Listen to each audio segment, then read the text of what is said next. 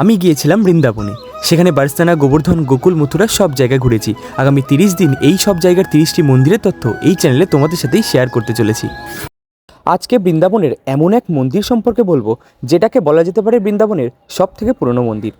যমুনা নদীর তীরে বাঁকে বিহারী মন্দিরের কাছেই অবস্থিত উশি টিলার উপর এই মদনমোহনজির মন্দির। এই মদনমোহনজিকে শ্রীকৃষ্ণের প্রপুত্র ব্রজনভ নির্মাণ করিয়েছিলেন। পরে অদ্বৈত প্রভু দ্বাদশ আদিত্য শিলায় খুঁজে পেয়েছিলেন এই মূর্তিকে। জবনদের আতঙ্ক থেকে বাঁচানোর জন্য ভগবানের আদেশেই তিনি এই মূর্তি মথুরায় এক চৌবে পরিবারকে সেবার জন্য দিয়ে দেন। পরে ভগবানের আদেশেই বাংলার স্বরগোস্বামীর একজন সনাতন গোস্বামী বৃন্দাবনে আসার পর একদিন মথুরায় ভিক্ষা করতে গিয়ে চৌবে পরিবারের কাছ থেকে মদনমোহনজিকে বৃন্দাবনে নিয়ে আসেন। এরপরে 1533 সালে উশি টিলার উপরে এক বিশাল মন্দির নির্মাণ করেছিলেন শ্রী রামদাস নামে এক ব্যবসায়ী এবং উড়িষ্যার রাজা। পরে মুঘলদের আক্রমণের সময় আবার মদনমোহনজিকে নিয়ে যাওয়া হয় রাজস্থানে।